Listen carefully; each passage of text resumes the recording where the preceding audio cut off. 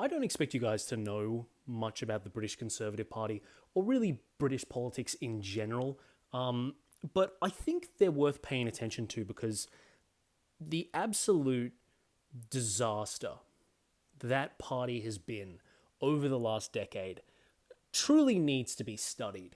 And I think it is, without any exaggeration, one of the most entertaining episodes in the history of Western politics.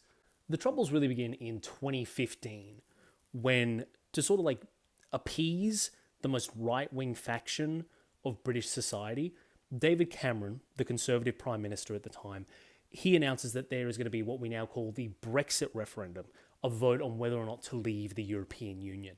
To the shock of just about everybody, that vote actually passes. The British people vote by a narrow margin to leave the European Union, and then the saga begins. David Cameron resigns as Prime Minister after the results are announced, saying that he himself was a Remainer, he did not support leaving, and that he didn't think he could, in good conscience, lead the UK through that process of leaving the Union because he just didn't believe in it. Theresa May takes over and becomes the new Prime Minister. She's the second British Prime Minister to be a woman after Margaret Thatcher, and she decides that she needs to have an election so that her party can get as big as possible in Parliament, and then she can get a Brexit deal done. So she has an election, and she barely wins. Theresa May is in an awful position at this point. Her government is reduced to a minority, which means that they can't even pass legislation without third parties helping them get it through. So she's in an incredibly weak position, and it's not long before the Conservative Party stabs her in the back and replaces her with somebody else. This next guy you might have heard of, his name is Boris Johnson, and he's been referred to quite a lot as the United Kingdom's version of Trump, a very goofy, zany character, very, very pro-Brexit, and has very much an attitude of let's get things done. And to his credit, Boris actually does it. He negotiates a deal, and the United Kingdom leaves the European Union. And Boris is in a position where he has so much support from the conservative side of politics that it really looks like he's going to be in power for a decade if he plays his cards right. That was until COVID happened. So the Conservative government puts a lot of lockdown procedures into place to basically try and contain the spread of the virus, but there are some issues because some people aren't following the lockdown laws, like the Conservatives themselves. Photos and recordings of Boris Johnson holding these large, lavish parties during the peak of the COVID lockdown start circulating around the media, and people are upset, to put it politely. Boris is now being investigated by the police for these violations of his own lockdown laws, and it starts to become a question not if he's going to resign, but when he's going to resign.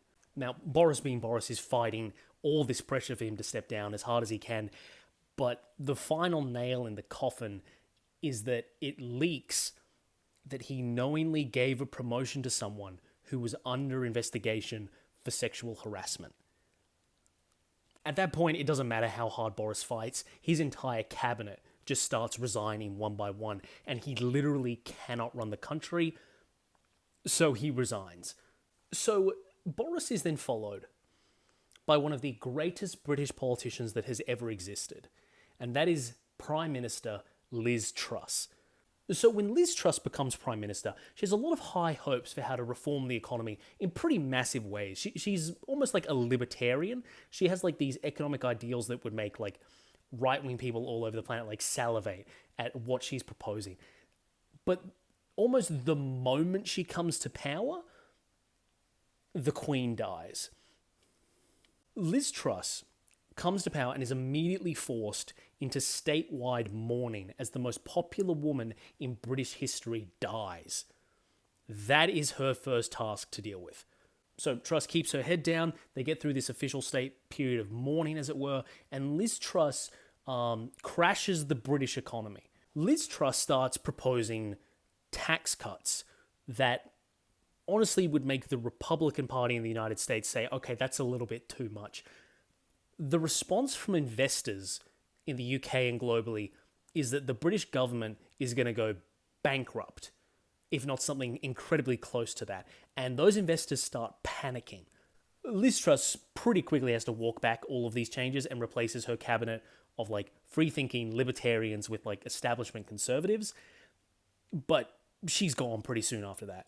With her unpopularity skyrocketing and being less liked than even Boris, Liz Truss resigns after 6 weeks as Prime Minister, the shortest tenure of a PM in the UK's history. After Truss leaves, a man named Rishi Sunak takes over, and his job is basically to just steer the ship into the inevitable election defeat that they are heading towards.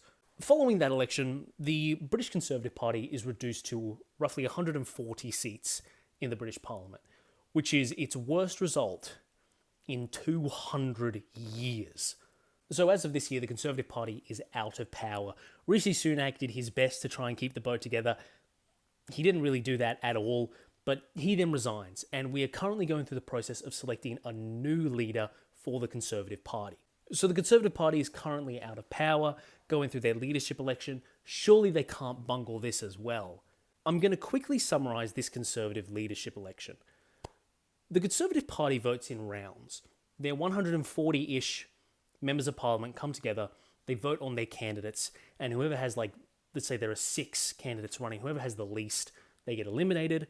They come together a couple weeks later, and they keep doing that until there are only 2 candidates left. This week, we were down to the final 4 and then the final 3.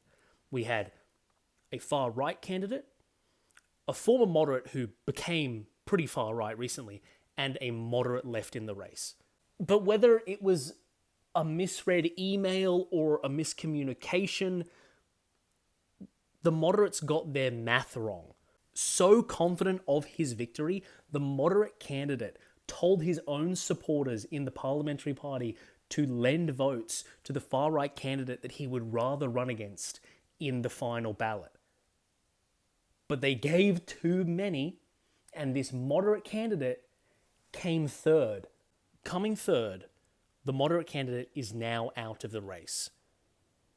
The final round to decide who the new leader of the Conservative Party will be in opposition will be between a right-wing candidate who has made their whole career on like focusing on niche cultural issues like trans people in bathrooms, and another far-right candidate who has a bunch of corrupt and really sketchy real estate dealings. That's the decision.